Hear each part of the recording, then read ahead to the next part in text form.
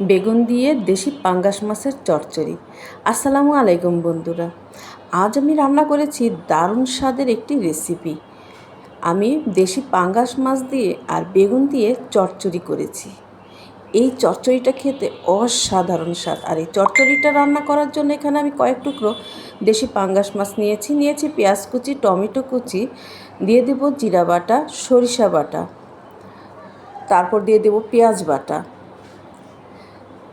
তারপর আমি এখানে দিয়ে দেব কিছুটা বেগুন কুচি, দিয়ে দেব হলুদের গুঁড়ো, মরিচের গুঁড়ো, কাঁচামরিচ কুচি, আর দিয়ে দেব আদা রসুন বাটা, লবণ, সরিষার তেল।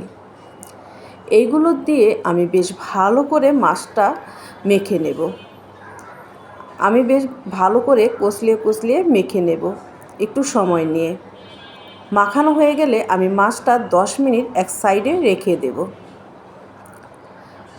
আর আমার এই রেসিপিটা যদি ভালো লেগে থাকে তাহলে লাইক, কমেন্ট, শেয়ার করে দেবেন, আমার চ্যানেলটাকে সাবস্ক্রাইব করে দেবেন।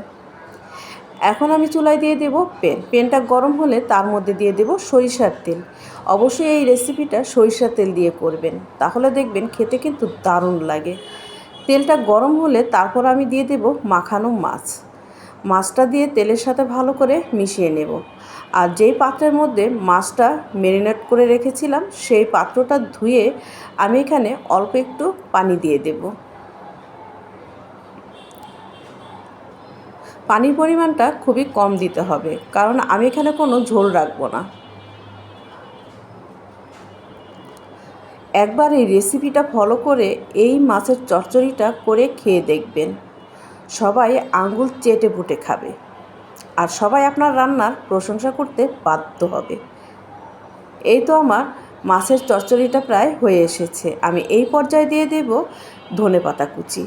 অবশ্যই কিন্তু ধনেপাতা কুচি দিয়ে দেবেন, তাহলে মাছের স্বাদটা কিন্তু দ্বিগুণ বেড়ে যাবে আর এই সময় মাছ থেকে দারুণ একটি ফ্লেভার বের হয়। এই তো আমার মাছের চচ্চড়িটা সম্পূর্ণ রেডি। আলহামদুলিল্লাহ, দেখুন দেখতে কতটা লোভনীয় হয়েছে, অসাধারণ হয়েছে। যেই তরকারি দেখতে সুন্দর সেটা খেতেও কিন্তু দারুণ লাগে। এই রকম মাছের তরকারি আর 1 প্লেট গরম ভাত জাস্ট জমে যাবে, দারুণ লাগবে। এখন আমি খেয়ে দেখব মাছের তরকারিটা কেমন হয়েছে।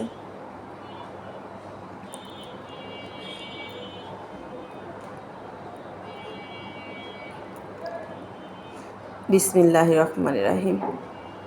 আলহামদুলিল্লাহ, অসাধারণ হয়েছে, দারুণ হয়েছে এই মাছের তরকারিটা।